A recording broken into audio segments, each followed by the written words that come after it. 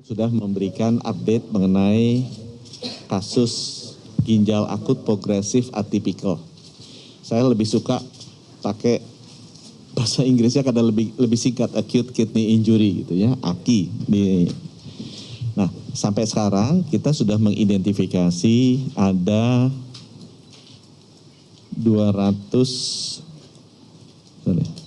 telah dilaporkan adanya 241 ya kasus gangguan ginjal akut progresif atipikal atau AKI di 22 provinsi dengan 133 kematian atau 55% dari kasus. Ya. Jadi seperti kita lihat di halaman pertama, ya, dan ini terjadi peningkatan mulai bulan Agustus. Jadi teman-teman, meninggal karena acute kidney injury itu normal memang selalu terjadi. Cuma jumlahnya kecil. Sebulan tuh 1, 2, belum nggak pernah tinggi. Nah kita mulai lihat ada lonjakan itu di bulan Agustus. Naik sekitar 36 kasus ya acute kidney injury. Sehingga begitu ada kenaikan, kita mulai melakukan penelitian. Ini penyebabnya apa? Jadi di bulan September melihat data-data ini, Kemenkes itu melakukan penelitian ini penyebabnya apa? Ya. Nah saya cerita dulu yang di bulan September yang kita lakukan ya, sebelum nanti naik ke Oktober. Pertama kita lihat bahwa kejadian ini banyak menyerang terutama balita di bawah 5 tahun. Ya, terutama banyak menyerang balita di bawah 5 tahun. Di halaman selanjutnya kita juga lihat gejala klinisnya apa. Dimulai dengan demam, kehilangan nafsu makan dari bayi-bayi ini ya. Kemudian yang spesifik dengan ginjal, mereka itu tidak bisa ke belakang, ya, anuria namanya, atau buang air kecilnya sedikit, namanya oliguria. Ya. Ini kita lihat gejala klinisnya. Di halaman selanjutnya kita juga lihat di bulan September ya, kan Agustus kelihatan naik angkanya untuk pertama kali ya. Kita lihat bahwa yang masuk ke rumah sakit itu cepat sekali kondisinya memburuk. Ya. Pada umumnya mereka memburuk, sesudah 5 hari biasanya turun secara drastis. Sehingga lebih dari 50%, yaitu 55% meninggal dunia. Nah, apa yang kita lakukan di bulan September adalah kita mencoba mengaitkan ini, apa ini gara-gara COVID? Gitu kan, karena ini baru keluar. Coba di halaman selanjutnya. Sesudah kita lihat, ternyata enggak. Karena yang memiliki antibodi COVID masih sedikit sekali. Ya. Ada yang bertanya, apakah ini gara-gara vaksin? Untuk informasi teman-teman, di bawah 5 tahun tidak divaksin. Nah, jadi bukan gara-gara ini di September ya, karena kecil sekali gitu ya.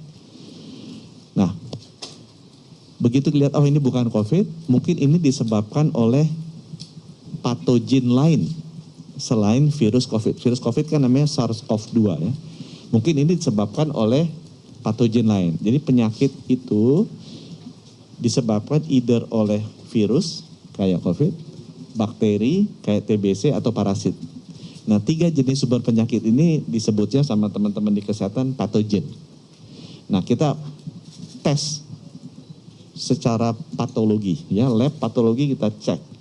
Ini disebabkan oleh virus atau disebabkan oleh bakteri atau disebabkan oleh parasit. Kita tes. Termasuk yang sering teman-teman bilang kan, oh ini disebabkan leptospira. Kita udah tes. Ternyata tidak. Ada kelihatan kan? Kecil sekali itu. Kandungan dari patogen di pasien-pasien yang terkena. Sehingga di bulan September memang kita agak bingung juga. Oh, ini ada acute kidney injury, ini naiknya pesat, menyerang anak-anak, sangat mematikan karena persentase naiknya tinggi. Oh ini bukan disebabkan oleh patogen. Jadi kita bingung deh, ini disebabkan apa September? Nah, yang membuat kita agak terbuka adalah karena ada kasus di Gambia, yang tanggal 5 Oktober WHO keluarin rilis tuh. Ada kasus di Gambia ginjal akut. Dan ini disebabkan oleh senyawa kimia. Disebabkan oleh senyawa kimia. Ya, dan senyawa kimianya kita juga udah cek, itu adalah etil glikol atau dietil glikol atau juga satu lagi etil glikol butyl ether. Itu ditemukan di quote oleh WHO. WHO sebenarnya quote-nya dua, etil glikol sama dietil glikol. Ya. Begitu kita lihat, tanggal 5 Oktober WHO seperti ini, kita cek balik kan ke anak-anaknya kita yang kena ini nih. Ada nggak zat-zat senyawa tersebut?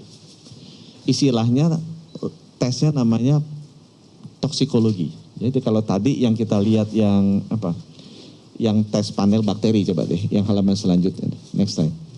Ini namanya tes patologi.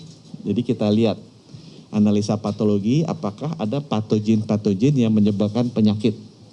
Leptospira misalnya. Ini disebabkan leptospira. Kita bilang enggak, leptospira karena kecil sekali. Enggak ada dari orang yang terkena itu disebabkan oleh leptospira. Atau disebabkan rotavirus, enggak juga, karena kecil sekali. Nah, rupanya memang kita metabolisme tubuh akan menghasilkan kalsium oksalat yang jadi kristal-kristal runcing yang akan merusak ginjal, kita biopsi ginjalnya, benar. Ada seperti itu. Ya. Nah sekarang ya kita tahu, meninggalnya gara-gara ini. Cuma sekarang pertanyaannya senyawa kimianya masuknya dari mana? Nah yang kita lakukan adalah kita datengin tuh semua rumah anak-anak ini. Nah ini kan bertambah terus jumlah kasusnya ya. Coba kembali lagi ke jumlah kasus Kiki. Jadi dari 241 kita sudah datangi 156 rumah. Kita lihat yang namanya etil glikol atau dietil glikol ini itu merupakan apa? Merupakan cemaran atau impurities dari pelarut tambahan yang digunakan di obat-obat sirup. Jadi obat-obat sirup ini supaya melarutnya bagus, dia kasih solubility enhancement atau pelarut tambahan. Namanya polyethylene glycol. Nah polyethylene glycol ini tidak beracun sebenarnya, nggak apa-apa. Cuman polyethylene glycol ini kalau membuatnya tidak baik, dia ada impurities. Bahasa Indonesianya cemaran. Nah cemaran itu yang mengandung senyawa kimia berbahaya seperti ethylene glycol atau diethylene glycol atau ethylene glycol butyl ether. Jadi memang kalau dilihat di daftar obat senyawa aktif pasti tidak ada. Karena ini bukan bahan aktif. Ini adalah pelarut tambahan yang memang sangat jarang ditulis di senyawa aktif obat. Dan pelarut tambahan ini sebenarnya juga tidak berbahaya. Tetapi kalau kualitas produksi pelarut tambahannya buruk, dia bisa menghasilkan impurities atau cemaran, dan cemaran itu yang berbahaya. Nah cemarannya 3 senyawa tadi, ethylene glycol, diethylene glycol, sama ethylene glycol butyl ether. Ya. Nah berdasarkan logika ini kita cek tuh obat-obatan tadi secara kualitatif. Bedanya kualitatif sama kuantitatif apa? Kualitatif ada atau tidak. Kalau kuantitatif ada berapa banyak, plus berapa banyak. Karena kita mau lakukan cepat, kita lakukan tuh sejak WHO, kita datengin rumah-rumahnya aja, kita lakukan dulu bayi-bayinya, ada senyawanya. Habis itu kita double cek lagi biopsi, benar, ternyata rusaknya ginjalnya gara-gara senyawa ini. Kita datengin rumahnya kan, Oktober ini, coba lihat rumahnya nih, ada nggak obat-obat yang mengandung PIG? Kita ambil semua obat-obat itu ya, kita tes, ada senyawa yang berbahaya ini nggak? Ternyata ada.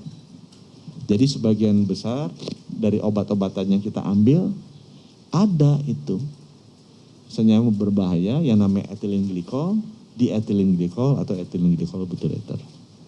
Balik lagi kita lakukan adalah tes kualitatif, jadi ada atau tidaknya. Sebenarnya ada itu boleh, tapi kadarnya harus kecil sekali. Sehingga kalau minumnya banyak, cuma sesuai dengan anjuran dokter sekali atau 2 kali enggak. Tapi kalau minumnya 20 kali ya jadi banyak juga kadarnya. Ya. Kita belum melakukan analisa kuantitatif dan sekarang BPOM sedang lakukan itu.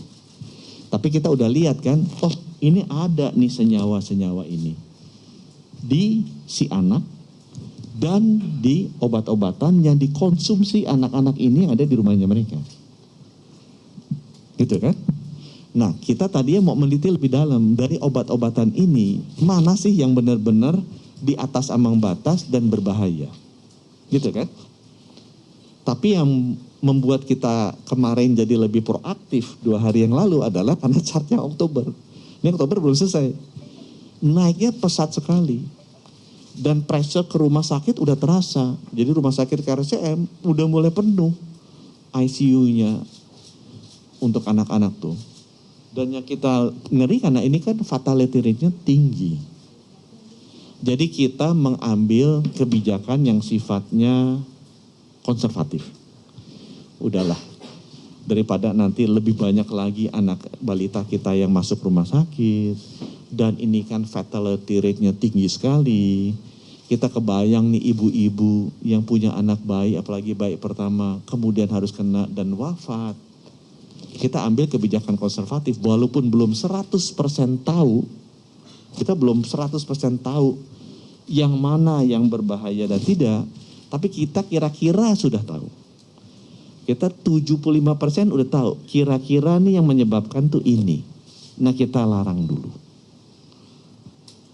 Kita larang untuk diresepkan dan kita larang juga untuk dijual. Ya. Di apotek-apotek, dan kita minta juga dibantu sama Ikatan Dokter Anak Indonesia, dokter-dokter kalau bisa jangan resepkan dulu. Karena wewenang Kementerian Kesehatan di sana. Kita tidak mewenang untuk memberikan izin atau menarik masing-masing jenis obat, tapi kita berwewenang untuk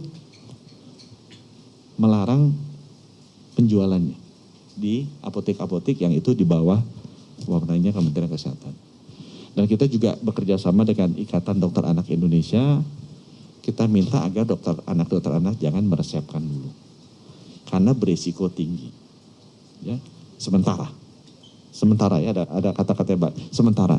Sambil kita memastikan dengan benar-benar yang mana yang berbahaya atau tidak. Kalau teman-teman bilang, Pak, yang sementara itu jadi membuat rame. Iya, kenapa? Ya karena naiknya itu tinggi sekali. Jadi kalau kita diem, kita tunda nunggu sampai itu pasti, bisa seminggu, bisa 2 minggu, ya hitung aja berapa yang meninggal, berapa sakit.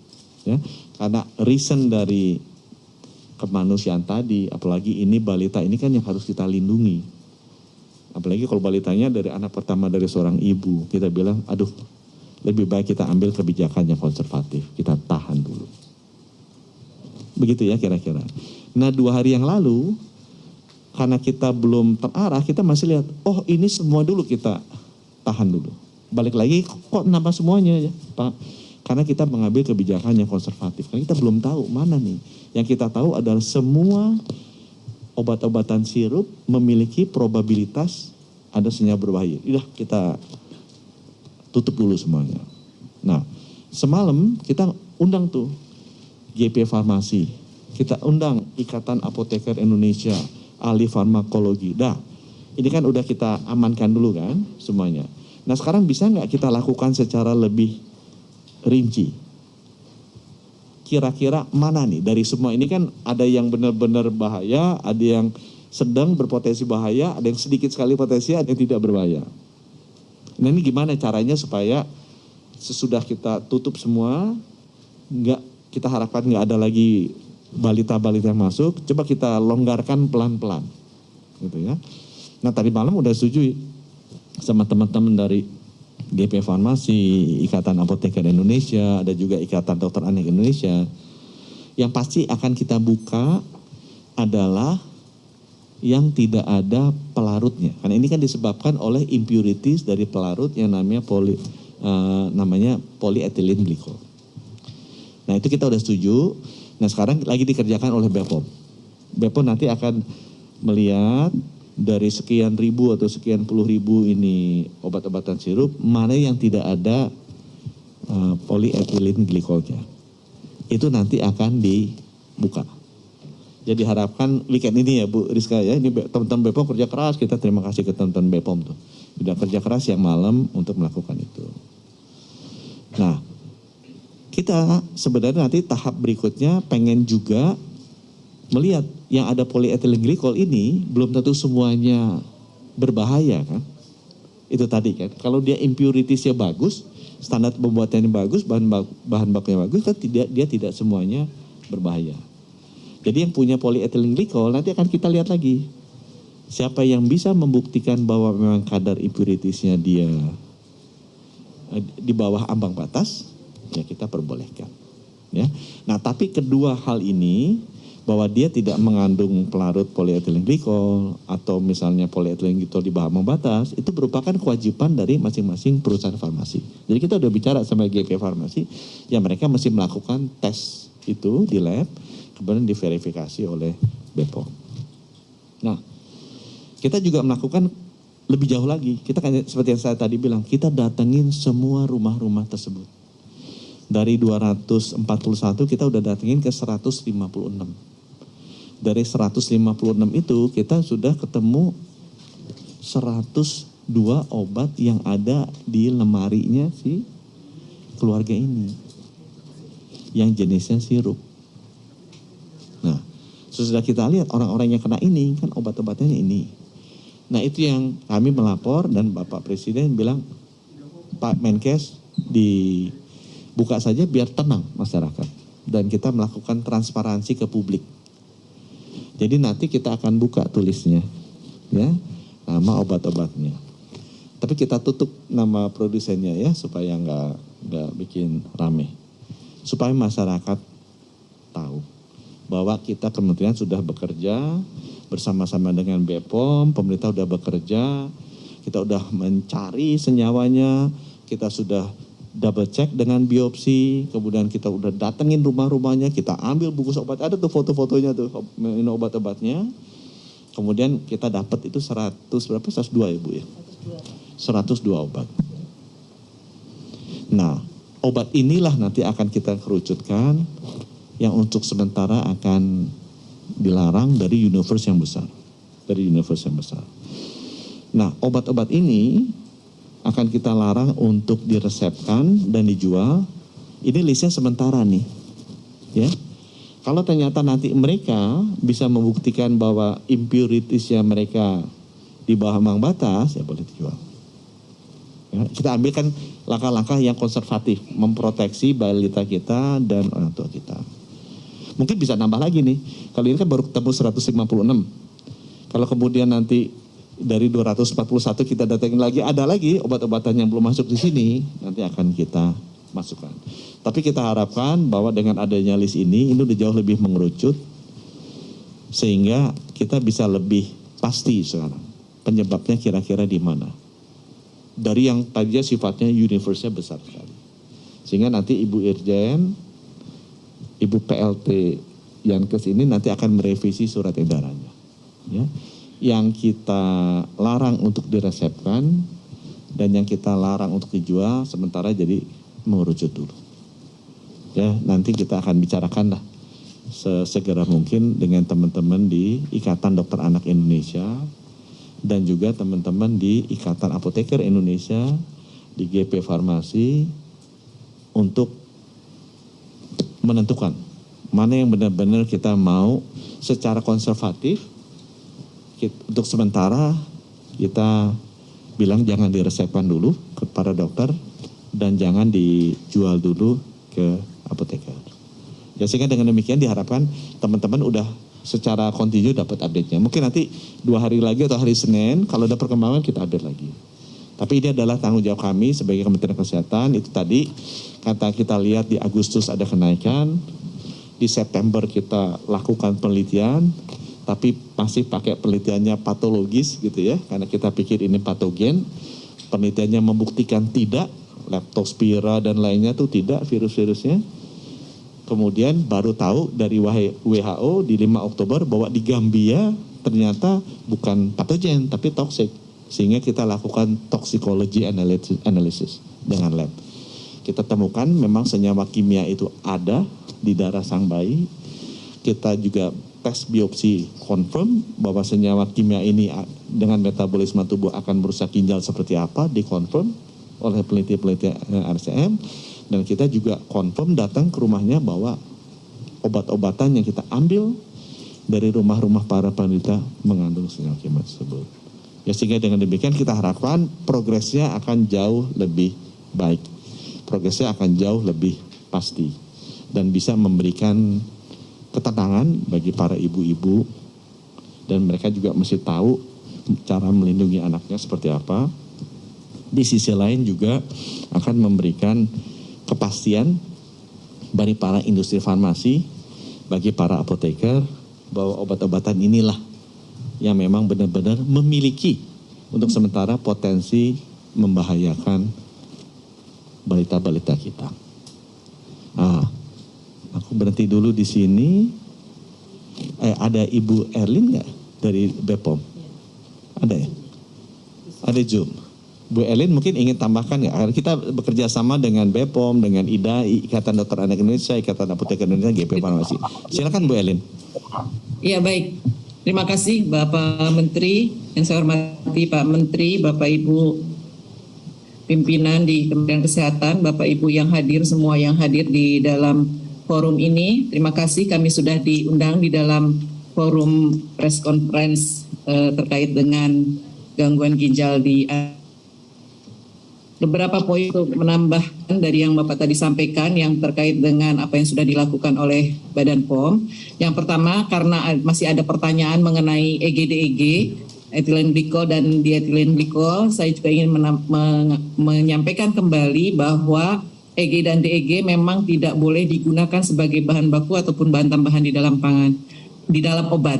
Nah, apakah kemungkinannya ada? Ada kemungkinan karena dia terbawa di dalam beberapa pelarut yang digunakan sebagai bahan baku dalam obat, di dalam bahan baku. Tidak ada sebagai bahan baku, namun sebagai cemaran. Dan yang kedua, POM sudah menyampaikan penjelasan publik sebanyak 4 kali, di 1 sampai 4, termasuk yang terakhir kami juga menyampaikan 5 produk yang ditarik. Ada beberapa hal yang perlu kami klarifikasi juga di sini, Pak Menteri dan Bapak Ibu sekalian, mengenai pertimbangan yang kami sampaikan di dalam poin 4 jelasan publik. Keempat, terkait dengan pertimbangan yang kami lakukan dalam rangka sampling. Ini merupakan beberapa pertimbangan yang kami ambil, tetapi tidak seluruhnya pertimbangan itu berlaku untuk produk yang tidak memenuhi syarat ya Bapak Ibu, itu hanya alternatif sifatnya. Salah satu yang digunakan untuk mengambil satu sampel, jadi tidak bersifat menyeluruh. Mungkin saja ada industri yang dalam hal ini tidak memiliki track record buruk, namun kena sampling karena memang produksinya banyak, seperti itu. Nah, kemudian juga mengenai ada pertanyaan tentang pengujian mandiri oleh industri, kami tekankan kembali bahwa sebagai di dalam undang-undang tertulis bahwa tanggung jawab industri itu adalah memberikan jaminan, memproduksi dan mengedarkan produk obat yang aman, yang bermutu dan berkhasiat. Dan salah satu upayanya adalah dengan melakukan pengujian atau analisis terhadap produk untuk memastikan bahwa produk tersebut bermutu dan aman. Sedangkan untuk Badan POM kami melakukan pengawasan baik yang sebelum beredar melalui registrasi maupun yang sedang beredar melalui sampling dan pengujian. Nah, untuk yang terkait dengan tanggung jawab industri ini, terkait dengan kasus ini, kami sudah menerbitkan surat kepada pimpinan dan apoteker dari penanggung jawab Apotik Farmasi tanggal 18 Oktober untuk meminta industri melakukan pengujian secara mandiri terhadap bahan baku yang digunakan. Kemudian melaporkan kepada kami dan kami berikan batas waktu, kami nanti akan petakan seperti apa petanya dan kemungkinan nanti kita akan melakukan juga tindak lanjut dari peta tersebut. Nah, untuk kepada masyarakat kami juga ingin berpesan menyampaikan edukasi. Yang pertama adalah agar menggunakan obat sesuai dengan anjuran pakai dan tidak melebihi anjuran pakai yang tertera di dalam kemasannya. Kemudian membaca dengan seksama peringatan pada kemasannya, kemudian konsultasi ke dokter, tenaga kesehatan lainnya. Kemudian yang ini yang paling penting Bapak Ibu adalah melaporkan secara lengkap tentang obat yang digunakan sebagai suap indikasi kepada tenaga kesehatan. Sehingga apabila ada hal-hal yang perlu kami tindak lanjuti, itu bisa segera kita tindak lanjuti. Kemudian melaporkan efek samping obat kepada tenaga kesehatan terdekat atau melalui aplikasi layanan BPOM Mobile dan e-Meso Mobile. Itu juga akan menjadi pencermatan kami, kemudahan kami untuk melakukan tindak lanjut.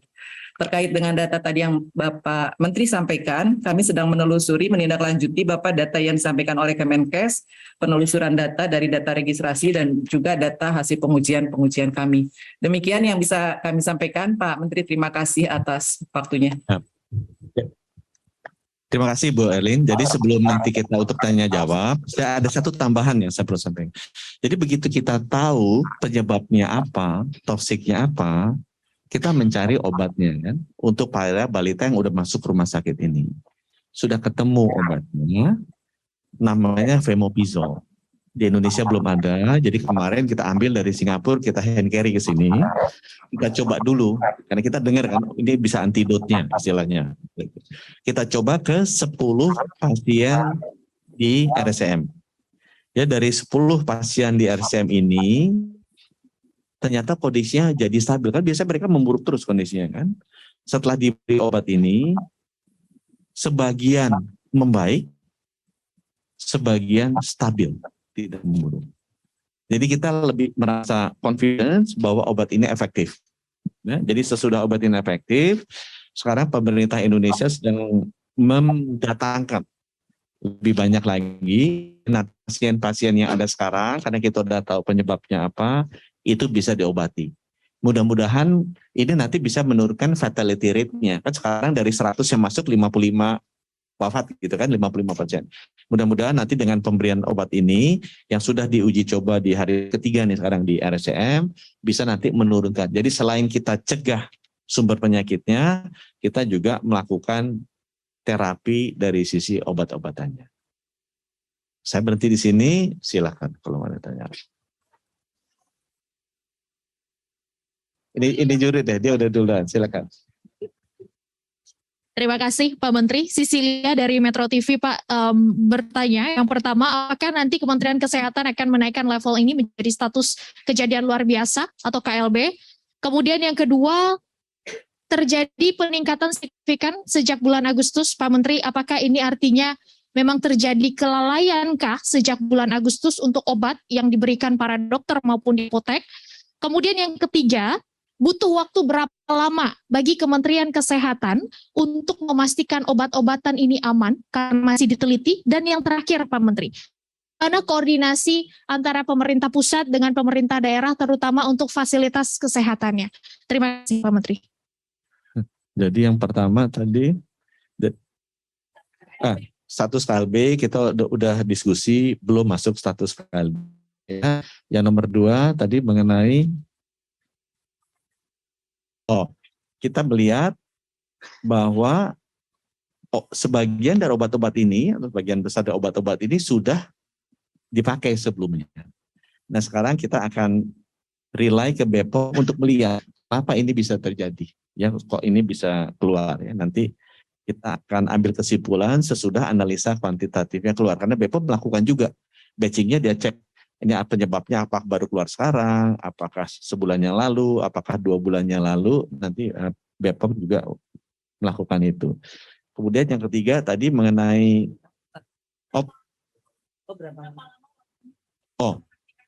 sekarang kita menggunakan labnya Kementerian Kesehatan tidak mampu melakukan analisa kuantitatif tadi kan, karena walaupun ada senyawa berbahaya tadi, selama itu di bawah ambang batas kan boleh. Yang memiliki kemampuan ini adalah BPOM, dan juga kemarin kita dibantu sama lab dari polisi, dan kita udah bicara juga dengan Pak Kapolri, nanti dibantu supaya lebih banyak lagi. Dan cuma memang obat-obatannya ordernya kalau nggak salah, ini kan ada ratusan yang ada di sini ya, itu yang mesti diuji. Nah kembali yang kita tekankan di sini adalah seperti yang tadi disampaikan Bu Erlin dari BPOM, kewajiban itu sebenarnya ada di industri. Dan kita juga udah ngomong ke industri supaya bisa lebih cepat, industri lah yang melakukan, nanti disertifikasi oleh BPOM. Tapi BPOM tetap mengontrol, karena itu memang fungsinya sebagai regulator. Ya, jadi kita minta untuk mempercepat itu dilakukan oleh industri, tapi diverifikasi oleh BPOM, apa-apa labnya udah benar, cara udah benar. Kalau misalnya BPOM merasa perlu double check lagi, dilakukan sendiri oleh BPOM. Waktunya saya belum tahu bisa berapa cepat. Tapi teman-teman di BPOM itu sekarang kerjanya siang malam, ya, untuk memastikan ini bisa cepat dapat. Yang keempat tadi terakhir mengenai koordinasi dengan pemerintah daerah.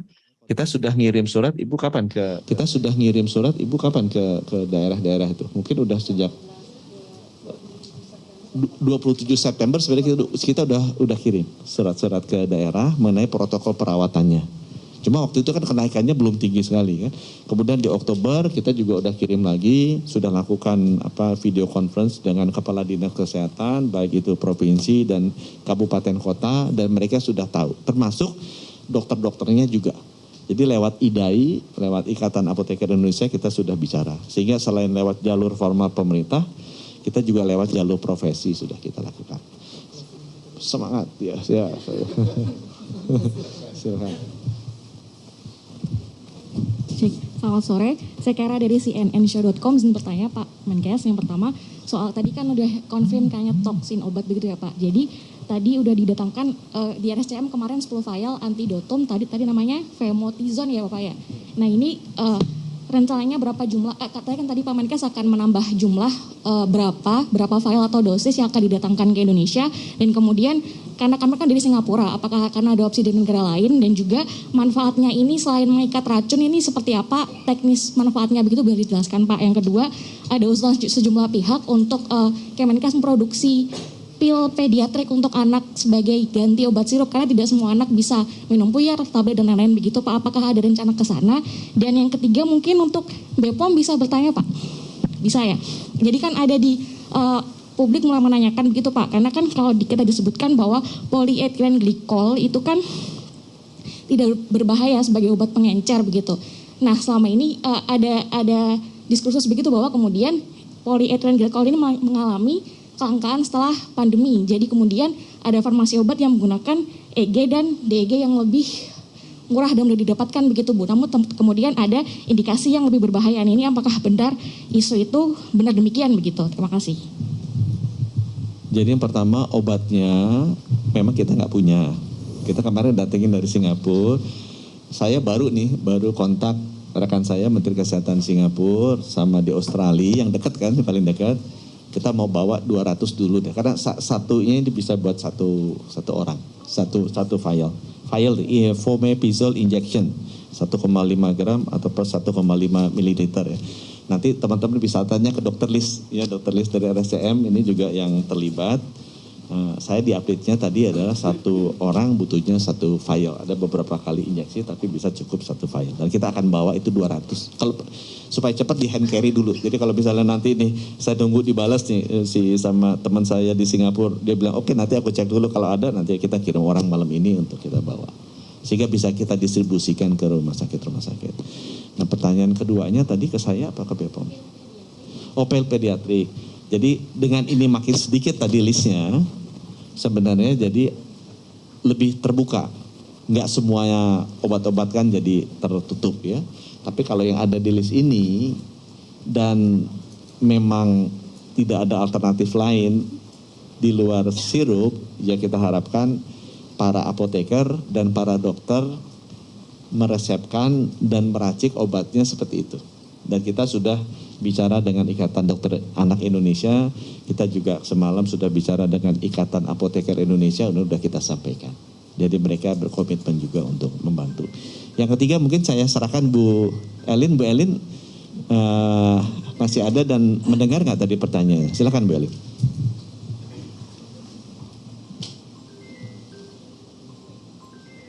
Ya pemirsa, baru saja kita saksikan bersama pemirsa konferensi pers yang disampaikan oleh Budi Gunadi Sadikin selaku Menteri Kesehatan Republik Indonesia. Konferensi pers yang disampaikan beberapa waktu yang lalu yang dimulai pada pukul kurang lebih pada 17.45 tadi. Semuanya berkaitan dengan banyaknya kasus gagal ginjal akut pada anak yang terjadi di seluruh Indonesia.